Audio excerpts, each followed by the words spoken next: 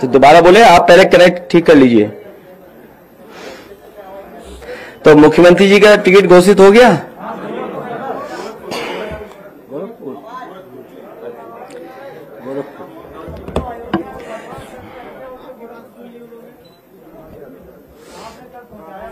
क्या चीज? आवाज आ रही है आपके? तो क्या करूं फिर मैं?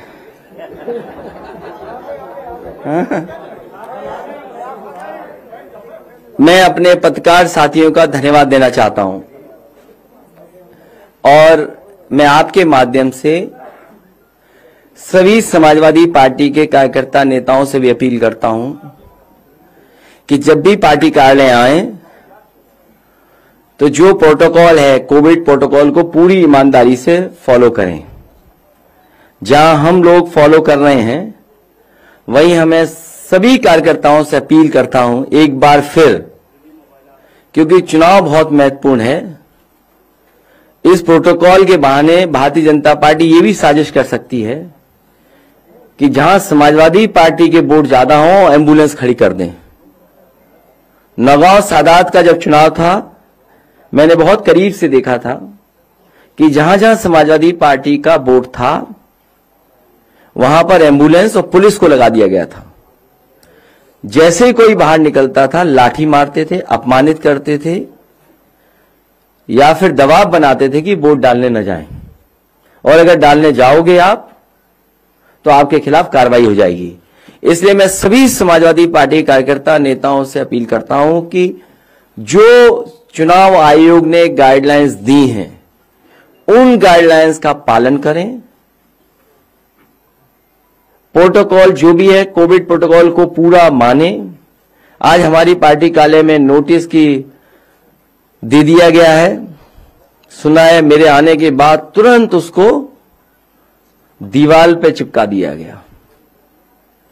मैं जैसे ही पार्टी कार्यालय में घुसा हूं, मैं देख रहा था रास्ते में बहुत बड़े पैमाने पे पुलिस चली आ रही थी। मुझे लगा कि शायद हमारी सुरक्षा बढ़ा दी गई है, लेकिन जब मैं पार्टी कार्यालय के अंदर आ गया तो किसी ने मुझे खबर दी है कि आपके पार्टी कार्यालय पे नोटिस को चिपका दिया गया है। तो इसलिए मैं सभी कार्यकर्ताओं से, नेताओं से कहूंगा कि घर रहें, अपने मोहल्ले में रहें, अपनी विधानसभा में रहें।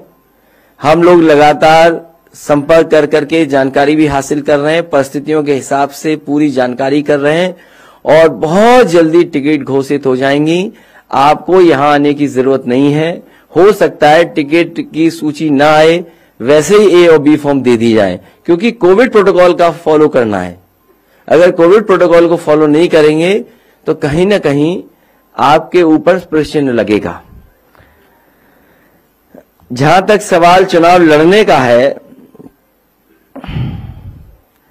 कभी कहते थे कि मथुरा से लड़ेंगे, कभी कहते थे अयोध्या से लड़ेंगे, कभी कहते थे प्रयागराज से लड़ेंगे, कभी कहते थे देवबंद से लड़ेंगे।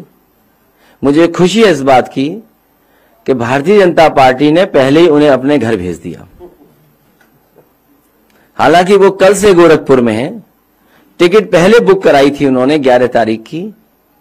अब मुझे लगता है कि गोरखपुर में ही उन्हें रहना पड़ेगा। अब गोरखपुर से वापस आने की उन्हें जरूरत नहीं है। उनको बहुत बहुत बधाई।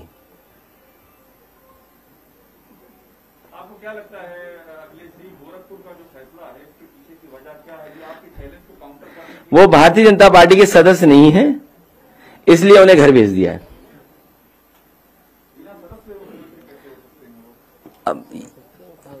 अच्छा, आप किसी पार्टी के सदस्य न हो तब भी आप मुख्यमंत्री हो सकते हैं। हाँ, किसी पार्टी के सदस्य हो तब भी आप बन सकते हैं मुख्यमंत्री। और अभी तो जनता को भेजना था, जनता के भेजने से पहले ही भेज दिया ने वापस। सर, मैं तो लग रहा हिंदी खबर से हूँ। मैं आपसे पूछना चाहता हूँ कि अभी जो 107 बीजेपी ने अपने उम्मीदवारों के नाम जारी किए हैं, उसमें 21 ऐसे हैं जिनके टिकट कटे हैं, सिटिंग विधायकों के। उनमें से कितने आपके पास आ रहे हैं? मैं भारतीय जनता पार्टी से कहूंगा कि अब किसी भी भारतीय जनता पार्टी के विधायक को मैं नहीं लूंगा। अब आप जितनों के आप टिकट काटना चाहें काट सकते हैं। मंत्रियों को भी नहीं लेंगे, वो जिसकी टिकट काटना चाहे काटें। अब समाजवादी पार्टी में उनको नहीं लिया जाएगा।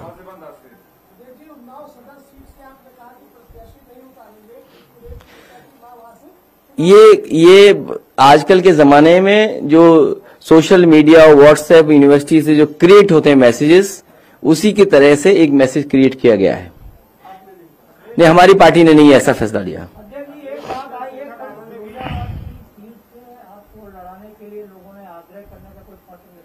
मुझे अभी पत्र नहीं मिला है। फिरोजाबाद हमारा घर है।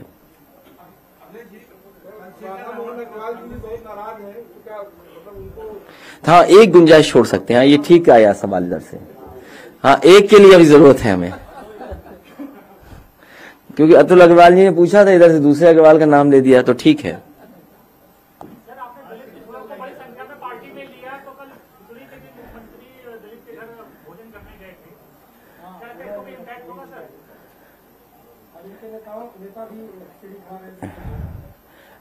मैंने आपसे कहा कि समाजवादी पार्टी के गठबंधन के साथ 80% जनता है और 20% बीजेपी के खिलाफ लोग हैं, तो 100 है पूरे हमारे साथ।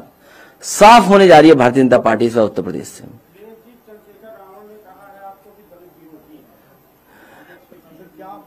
सर, इसी से जुड़ा हुआ सवाल जयप्रकाश पाठक को डायनामाइट न्यूज से सवाल इसी से जुड़ा हुआ है, क्या वो राजनीतिक सौदेबाजी कर रहे हैं?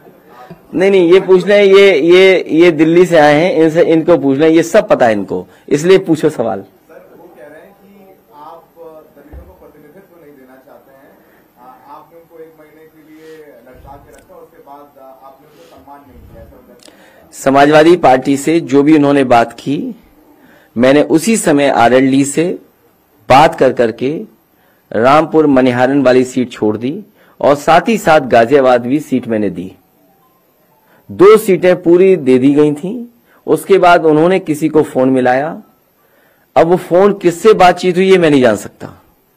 और उसके बाद वो आए कि मेरा संगठन मेरे खिलाफ है, मैं चुनाव नहीं लड़ सकता हूं और मैं चुनाव नहीं लड़ूंगा, ये बात हुई थी। लेकिन अब वो फोन किसका था, किसकी साजिश थी, इसीलिए मैंने कहा कि आज के बाद अब समाजवादी पार्टी में दूसरे दलों को नहीं लिया जा सकता एक्सेप्ट वन।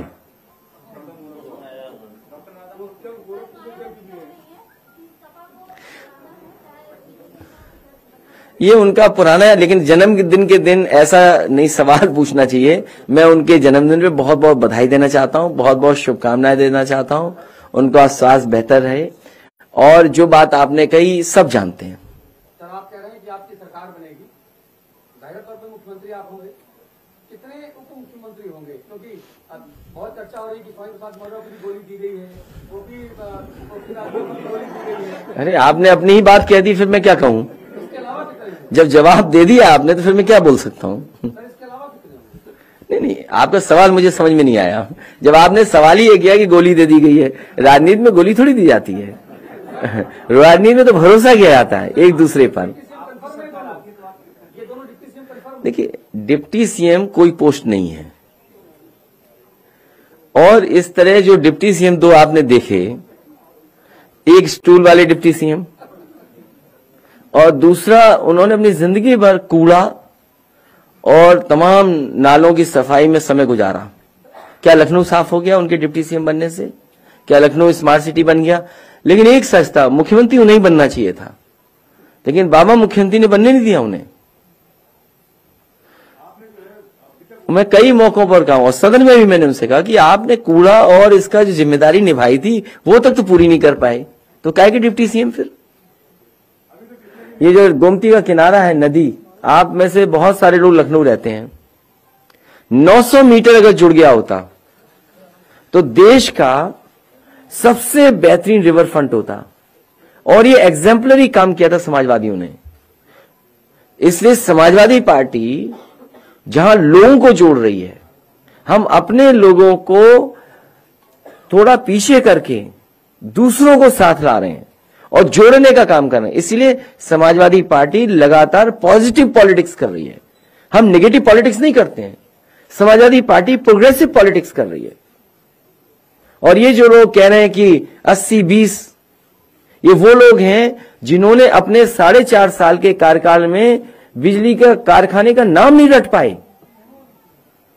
जो लोग अपने बिजली के कारखाने का नाम नहीं रट पाए, उन्हें इस बात की तकलीफ है कि समाजवादी पार्टी ने क्यों फैसला लिया कि 300 यूनिट बिजली फ्री देंगे, किसानों को फ्री सिंचाई देंगे, लैपटॉप डिस्ट्रीब्यूशन होगा। इसे समाजवादी पार्टी प्रोग्रेसिव पॉलिटिक्स और अपने प्रोग्रेसिव मैनिफेस्टो के साथ जनता के बीच में जाएगी। और जहां तक जोड़ने का सवाल है, समाजवादी पार्टी की कोशिश रहेगी कि हर वर्ग के लोगों को जोड़ें, हर वर्ग के लोगों को साथ लाएं, कम से कम दिखे कि हां समाजवादी पार्टी के साथ सब लोग खड़े हैं। इसीलिए अपने लोगों को पीछे करके मैंने दूसरी पार्टी के नेता और बड़े बड़े मंत्रियों को साथ लाने का काम किया। एक सवाल है, आपने कल कहा था और आप भी कह रहे हैं कि 80% पहले से 20% में भी काफी आगे। अभी एक उसी से जुड़ा हुआ मेरा सवाल है कि आपने कहा कि भारतीय जनता पार्टी में किसी विधायक को नहीं देंगे, मगर क्या भारतीय जनता पार्टी के गठबंधन में शामिल कोई दल आपसे जोड़ना चाहेगा, तो क्या अब आप गुंजाइश है? अब हमारे पास गुंजाइश नहीं है। अब हम चुनाव में चले गए हैं, ए बी फॉर्म बढ़ चुके हैं, बहुत पार्टी आगे बढ़ चुकी है और बहुत त्याग किया है पार्टी की टिकटों को। बहुत पार्टी की टिकटों का मैंने त्याग किया है, तब जाकर के जोड़ पाए। इसलिए त्याग करके हम लोग उनको साथ लाने का काम कर रहे हैं। बहुत सी चीजों को भुला करके हम लोग साथ ला रहे हैं। अखिलेश जी, आपने अभी लगातार कहा कि आप पॉजिटिव और प्रोग्रेसिव पॉलिटिक्स कर रहे हैं, लेकिन एक सवाल खड़ा हो रहा है, आपने जो नाहिद हसन, हाजी यूनुस मतन भैया, इनको जो टिकट दिए हैं आपके गठबंधन ने, बाहुबली, दबंग, कंट्रोवर्शियल हिस्ट्री सीटर, इस तरह के नाम जुड़े हुए हैं, तो इनको भी टिकट देने की मजबूरी क्यों पड़ गई? हम लोगों ने तो मुख्यमंत्री जी से सीखा, उन पर बहुत सारे मुकदमे थे, न जाने कितने मुकदमे उनके पास थे, उनके ऊपर न जाने कितने मुकदमे थे। हम लोगों ने जो कुछ सीखा है वो मुख्यमंत्री जी से सीखा है। पर आप तो अलग पॉलिटिक्स की बात कर रहे हैं ना, लगातार कि आप उनकी पॉलिटिक्स नहीं करते हैं, आप अलग पॉलिटिक्स करते हैं। तो इसीलिए हम कह रहे हैं कि प्रोग्रेसिव पॉलिटिक्स कर रहे हैं, लोगों को जोड़ने का काम कर रहे हैं।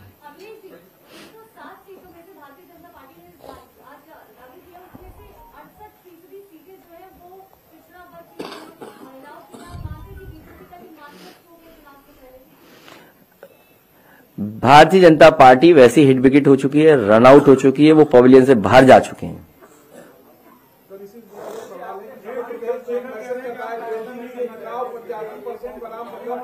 अरे 4 सवाल इकट्ठे आ रहे हैं।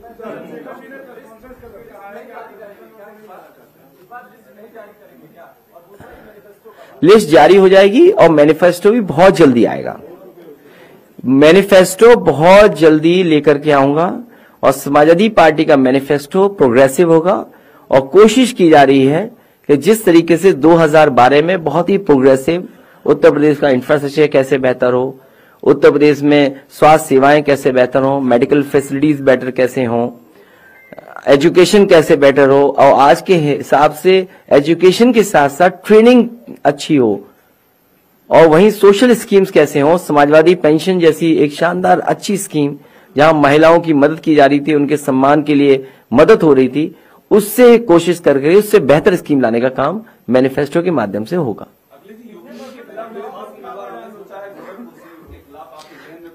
गोरखपुर में इस बार समाजवादी पार्टी सभी सीटें जीतने जा रही है। जो मुख्यमंत्री वहां मेट्रो न चला पाए हो, पहली घोषणा आप याद करो, आप में से अगर मैं गलत हूं तो मुझे ठीक करना। जिस समय मुख्यमंत्री जी झांसी पहुंचे, उन्होंने कहा कि सरकार बन गई है, झांसी में मेट्रो होगी और गोरखपुर में मेट्रो होगी। तो जो मुख्यमंत्री अपने घर में मेट्रो न चला पाए हों, जो मुख्यमंत्री अपने यहां सीवर लाइन न बिछा पाए हों, इस बार भी लोगों को नाव से चलना पड़ा, सोचो गोरखपुर में। और जिस मुख्यमंत्री ने बिजली महंगी कर दी हो, बेरोजगार न जाने कितनी बार लाठी खाए गोरखपुर में, इस बार गोरखपुर की जनता इनको सबक सिखाएगी। आप डॉक्टर राधामोहन अग्रवाल को मुख्यमंत्री के सामने समाजवादी पार्टी के उम्मीदवार के तौर पर उतार सकते हैं? नहीं, अभी तो कोई बात ही नहीं ऐसी। अभी तो मैं आपसे बात कर रहा हूं, मुझे तो आपके आने से पहले मुझे पता लगा कि उन्हें गोरखपुर से लड़ाया जा रहा है। और मैं तो ये मानता हूं कि भारतीय जनता पार्टी ने उन्हें घर पहले ही भेज दिया, अभी तो जनता को भेजना था उन्हें घर। राष्ट्रीय अध्यक्ष जी, 2 सवाल है। सबसे पहले कई राज्यों के 66 मुख्यमंत्री और पूर्व मुख्यमंत्री आपको समर्थन देने आ रहे हैं। मैं भाजपा के लोग कह रहे 300 यूनिट बिजली नहीं दे पाएंगे। ये भारतीय जनता पार्टी को शोभा नहीं देता क्योंकि उनके मुख्यमंत्री के मुंह से अगर आपने 4.5 साल में एक बार भी बिजली कारखाने का नाम सुना हो तो बता दो, एक बार भी सुना हो तो बता दो।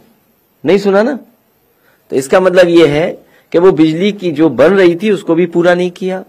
जितने बिजली के कारखाने समाजवादी सरकार में बन रहे थे वो अभी भी नहीं पूरे हुए, समाजवादी सरकार में पूरे होंगे और 300 यूनिट फ्री बिजली देने का काम भी समाजवादी सरकार में होगा। और बहुत सोच समझ के फैसला लिया, कोई ऐसे ही फैसला नहीं लिया। और फैसला उस दिन लिया जब नया साल था, पहली तारीख थी, 22 मई से चुनाव होना है, 22 मई सरकार बननी है। समाजवादी पार्टी और हम लोगों ने पूरा होमवर्क करके, जानकारी हासिल करके ही फैसला लिया है कि उत्तर प्रदेश में बिजली दी जा सकती है, बिजली पर्याप्त है। और जितना समाजवादियों ने काम किया, आप ललितपुर चले जाइए, बिजली के कारखाने किसने बनाए, सोलर एनर्जी के प्लांट किसने लगाए। आप महोबा में चले जाइए, सोलर के प्लांट किसने लगाए। जालौन उरई में चले जाइए, प्लांट किसने लगाए। आप मिर्जापुर में पता करिए, जहां पर फ्रांस के उस समय के प्रेसिडेंट आए थे और उन्होंने उसका उद्घाटन किया था, तो वो किसने लगाया। और कई 500 हेक्टेयर जमीन उरई जालौन में दी थी केंद्र सरकार को कि यहां पर बड़ा मेगा सोलर प्लांट लगा दो, लेकिन अभी तक केंद्र सरकार ने सहयोग नहीं किया। पता नहीं यूपी के साथ भेदभाव क्यों किया केंद्र सरकार ने। और मुझे याद है कलाम साहब जब आए थे, राष्ट्रपति जी, उन्होंने 9 पॉइंट प्रोग्राम पर मुझे प्रेजेंटेशन किया था। उसमें 8 पॉइंट हम पहले से ही कर रहे थे, उत्तर प्रदेश में लागू कर चुके थे, जगह जगह उसकी योजनाएं चल रही थी। और जो उन्होंने कहा कि मिनी ग्रिड से एक गांव को सोलर से पूरा बिजली दीजिए, मैंने उनसे उसी समय निवेदन किया कि मैं बहुत जल्दी इसको लागू कर दूंगा।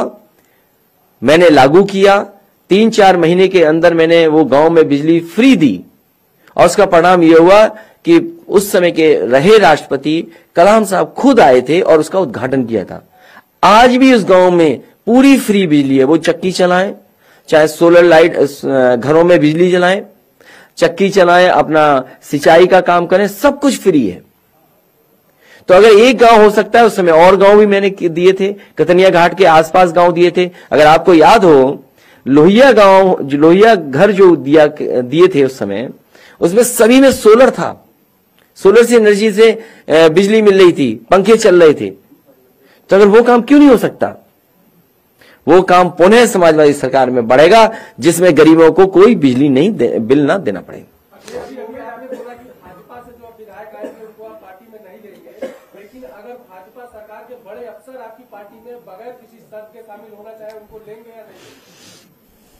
ऑफिसर तो भाजपा के ऑफिसर नहीं है, ऑफिसर बदल जाते समय के हिसाब से। तो जो उस पर विचार करेंगे, जो टिकट नहीं मांगेंगे और ऑफिसर होंगे उन पर विचार करेंगे। किसने? जी, लेकिन उत्तर प्रदेश में हेल्थ इंश्योरेंस पब्लिक में अवेयरनेस भी नहीं है और है भी नहीं उनके पास। तकरीबन 5% उत्तर प्रदेश में पब्लिक के पास हेल्थ इंश्योरेंस है। तो घोषणा पत्र आप जल्दी लाने की बात कह रहे हैं, क्या उत्तर प्रदेश की पब्लिक को सरकार की तरफ से हेल्थ इंश्योरेंस की सुविधा की घोषणा पत्र में शामिल है?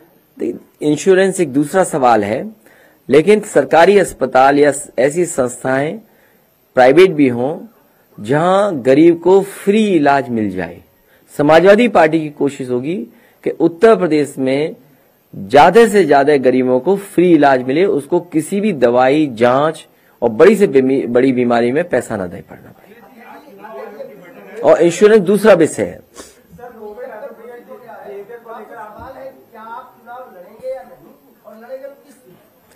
अभी नहीं बताएंगे, पार्टी तय करेगी, उसी हिसाब से फैसला लेंगे।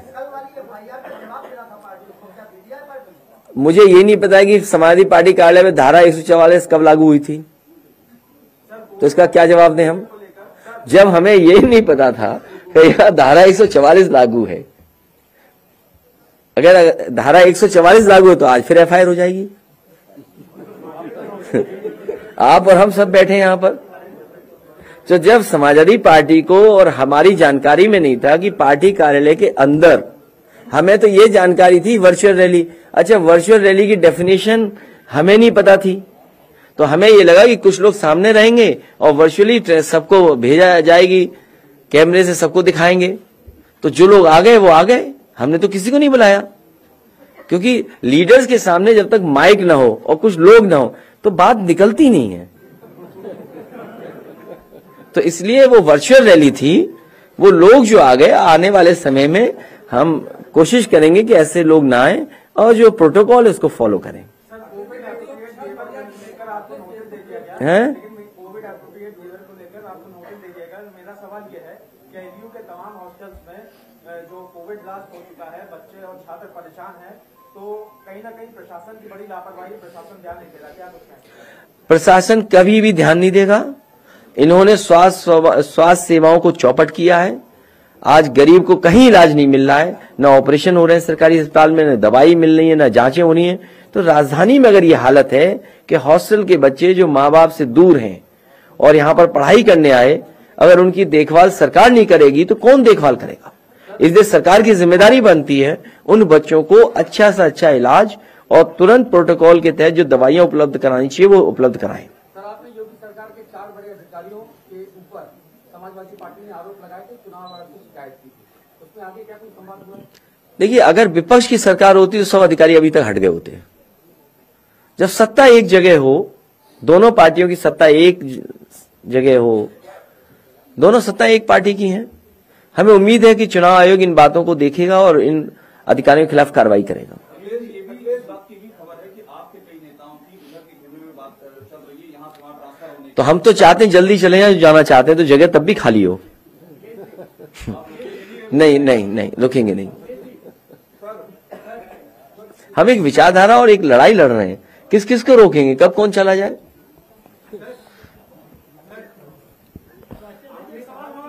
आपकी पार्टी ने बहुत त्याग किया है, जो आपकी तरफ से मतलब जो आपके पास बाकी नेता आएंगे, तो क्या सर आप ये कहीं ना कहीं ये मतलब अपने आप से ये कहेंगे कि आपका जो पार्टी का 4.5 साल का अनुभव था वो अपने आप में कंप्लीट नहीं था बीजेपी को अकेले चुनौती देने के लिए?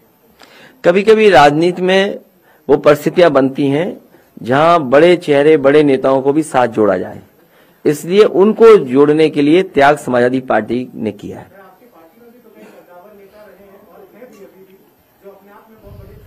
कई बार ऐसा भी देखने को मिलता है कि जो नेता हैं उनके आने से एकदम माहौल बदल जाता है।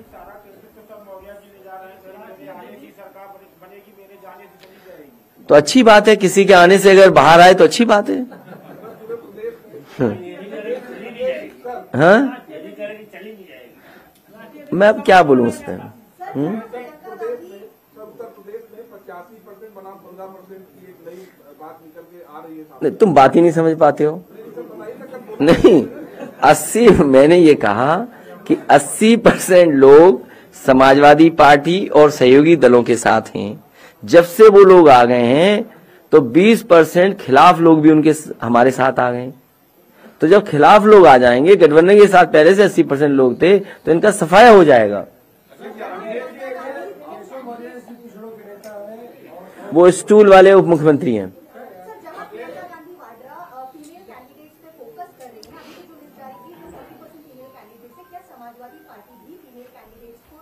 समाजवादी पार्टी उन्हीं महिला प्रत्याशी उतारेंगे जो जीतेंगी, हम हारने के लिए नहीं उतार सकते। वो अपनी सीट पर लड़ेंगे, जो उनकी सीट है वो अपनी सीट पर लड़ेंगे। अगर उनकी सीट ही नहीं पता तो कैसे तुम पत्रकार हो?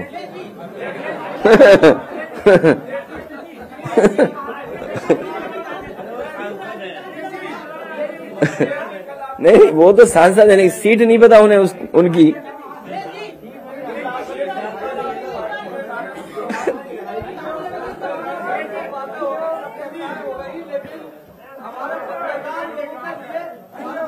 आपके लिए इंश्योरेंस,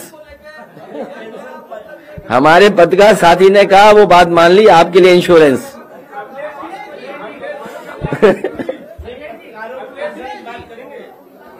इंश्योरेंस, पहले इंश्योरेंस, फिर आगे सरकार बनवाओगे तब विचार करेंगे। एक एक सवाल पूछोगे तो हम जवाब दे सकते हैं। नहीं, लेकिन इसके साथ साथ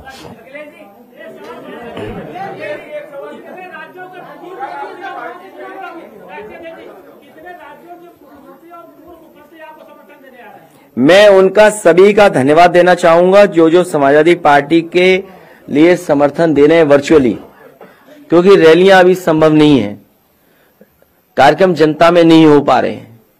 तो जो समर्थन दे रहे हैं, मैं उन सभी राष्ट्रीय नेताओं का और जो दूसरे प्रदेश के नेता हैं उन सब का मैं बहुत बहुत धन्यवाद देना चाहता हूं।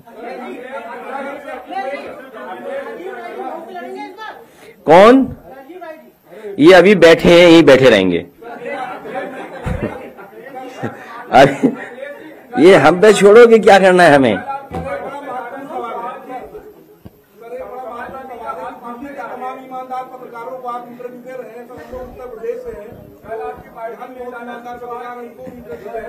ए रुक जाओ भाई,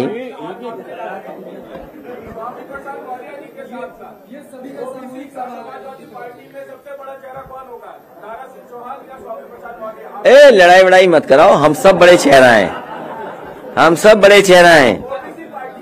हैं? क्यों, हम क्या हैं? हम क्या हैं? या तुम क्या हो बताओ? ये क्या बात हुई? हम भी तो वही हैं। हम प्रोग्रेसिव बैकवर्ड हैं, हम प्रोग्रेसिव हैं।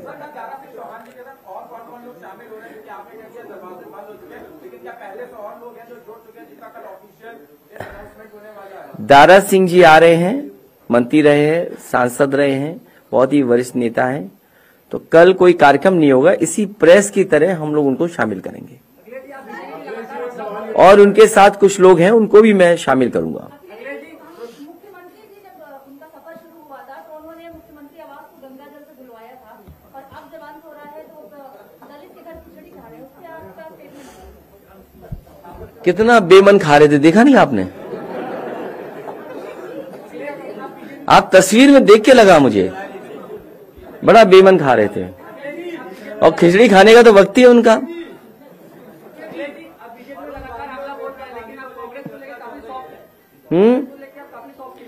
कांग्रेस है नहीं अभी कहीं, कांग्रेस अभी कहीं नहीं है। कांग्रेस केवल साजिश कर रही है, बस केवल साजिश कर रही है। कांग्रेस दिल्ली में बैठ के केवल साजिश कर रही है कि उसे समाजवादी पार्टी को कैसे हरा दें, समाजवादी पार्टी का कैसे नुकसान हो। दिन रात यही प्रैक्टिस हो रही है, यही कोशिश हो रही है कि समाजवादी पार्टी को कैसे कमजोर कर दें। कई दल हैं इसमें। क्या चीज?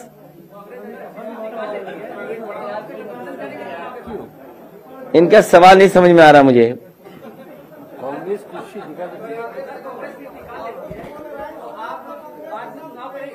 और कांग्रेस अगर सीट ना निकाल पाए तो फिर किससे अलायंस करेंगे भाई? कांग्रेस से अलायंस नहीं करेंगे। हाँ,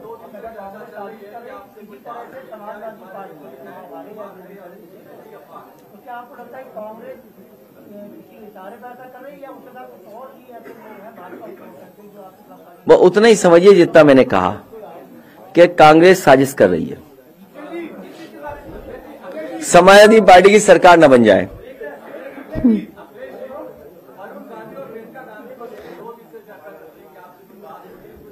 नहीं, मेरी कोई बात नहीं हो रही।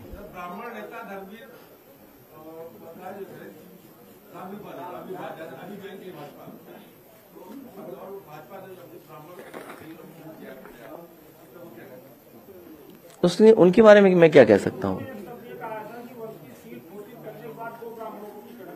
किसने? हमारे लिए तो अभी कहां 403 होने घोषित। 430 जो सबसे पहली घोषित हुई थी वो बताओ कौन सी थी? आप खुद करेक्ट कर देते उनको। सबसे पहले कौन सी घोषित की थी बताइए आप? नहीं, अभी तो बहुत होनी है घोषित, अभी तो 403 होनी है। राम मंदिर के निर्माण का दर्शन करवाया जा रहा है अयोध्या में, बाकायदा उसके लिए इन्विटेशन दिए गए थे कि आइए देखिए कैसे बन गया, 2024 के पहले बन जाएगा। तो राम मंदिर का जो नैरेटिव है, क्या आपके लिए चैलेंज है ये? मैं भी आपसे कहूंगा कि मैं भी अपने मंदिर बना रहा हूं, उनको भी दिखाइए। मैं भी बना रहा हूं, एक सैफीम और एक इटावा में।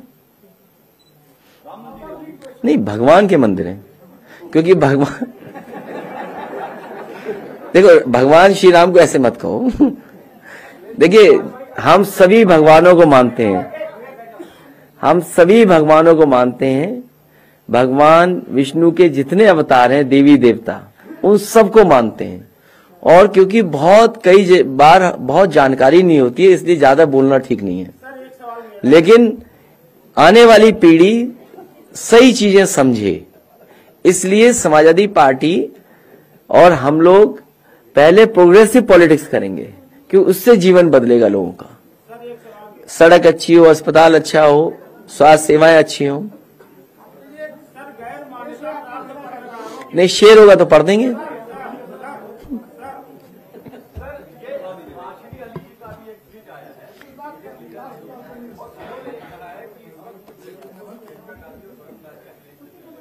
हैं? किसका?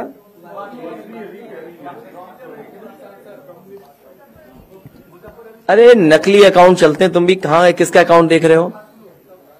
किसी नकली अकाउंट तो नहीं देख रहे हो? फेक अकाउंट बहुत चलते हैं आजकल, बीजेपी चलवाती है फेक अकाउंट।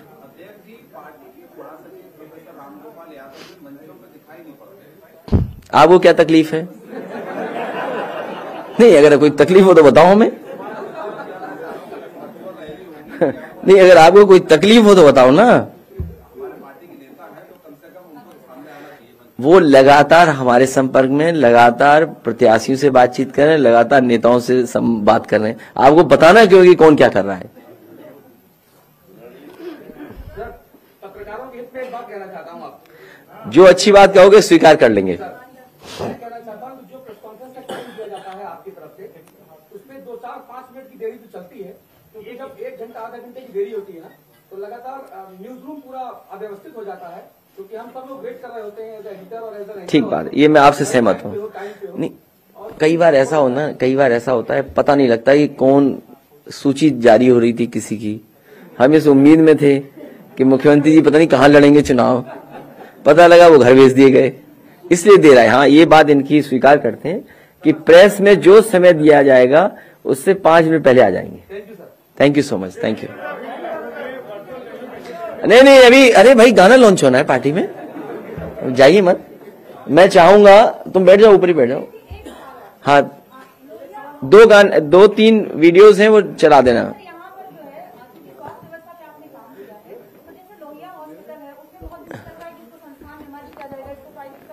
देखिए, वो एक बहस लंबी है।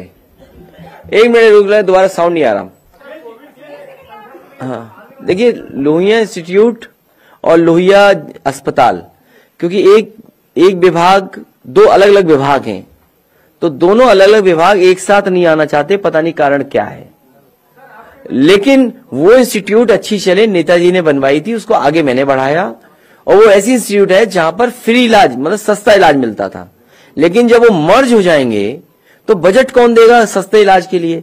इसलिए सरकार पीछे हट जाती है। सरकार को वही डॉक्टर, नर्सेज, स्टाफ को सुविधा देनी चाहिए जो समाजवादी सरकार में सुविधाएं मिली थी। मुझे याद है वहां पर सभी लोगों ने आंदोलन किया था और ये कहा कि जो पीजीआई की सुविधाएं हैं वो उस इंस्टीट्यूट में मिलनी चाहिए। मैंने तय किया और लागू हो गई थी। तो जो उनकी डिमांड्स हैं उनको पूरा किया जाए। एक इंस्टीट्यूशन अच्छी है जहां पर सस्ता इलाज होता है, फ्री इलाज मिलता है, जांचें भी फ्री थी, मशीनें भी बहुत थी। वो मर्ज हो या मर्ज बनकर के यूनिवर्सिटी या कॉलेज कैसे बने, उस दिशा में सरकार को काम करना चाहिए। और ऐसे नहीं काम करना चाहिए कि रिवॉल्वर लेकर के चले जाओ और एमआरआई मशीन खराब कर दें।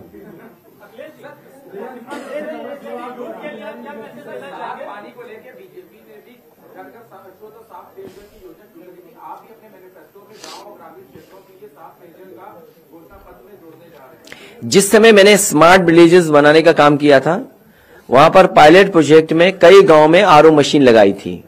और कई गांव ऐसे हैं, सोनभद्र है, उन्नाव है, रायवली, जिसमें किसी में फ्लोराइड ज्यादा था, किसी में आयरन ज्यादा था। और आयरन और फ्लोराइड के ज्यादा होने की वजह से कई बीमारियां होती, हड्डियों को टूट जाना, बाल गिर जाना, आईसाइट का कमजोर होना। तो वहां पर आरओ मशीन लगाना शुरू कर दिया था। और कुछ जगह ऐसे पायलट प्रोजेक्ट, स्कूल में आरओ की बड़ी बड़ी मशीनें लगाई थी। एक्वागार्ड कंपनी, उसने आरओ मशीन लगाई थी। तो जहां पर शिकायत है पानी को लेकर के, वहां पर जरूर इस तरह का शुद्ध जल देने का इंतजाम होना चाहिए।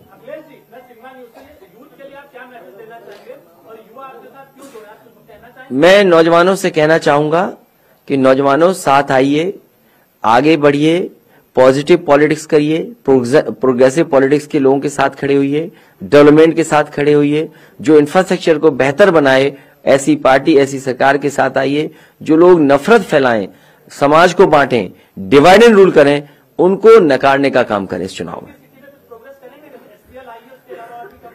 एचसीएल यहां आया है, कोशिश होगी एचसीएल की तरह जो ट्रेनिंग इंस्टीट्यूट्स हैं अगर यूपी में आएंगी तो जहां कंपनियों को अपना लाभ मिलेगा वहीं यहां के नौजवानों को भी नौकरी रोजगार मिलेगा। मेरा लालच यही होगा कि अगर लखनऊ तक एचसीएल आ गई तो एचसीएल जैसी कोई और संस्था अगर पूर्वांचल में आना चाहेगी और बुंदेलखंड में आना चाहेगी तो अगर कोई भी सुविधा देनी पड़ेगी, एचसीएल से ज्यादा सुविधा देनी पड़ेगी, तो समाजवादी सरकार में एचसीएल जैसी सुविधाएं देने का काम करेंगे। साथ ही साथ जब समाजवादी पार्टी 20 लाख के लगभग लैपटॉप बांट सकती है तो लाखों नौकरियां, वो मैनिफेस्टो का इंतजार करना है, इसलिए अभी नहीं कहेंगे।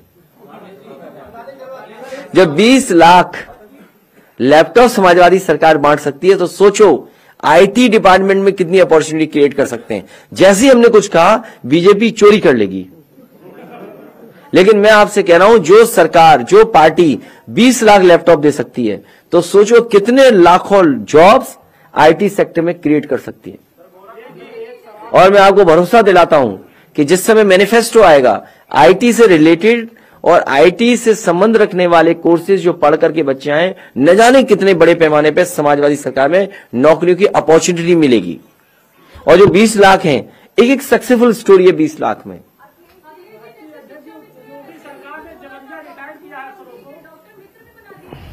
ये तो मैंने नहीं कहा, ये तो हमारे योगी मुख्यमंत्री ही बना सकते हैं। अब आपको गाने सुनाएंगे।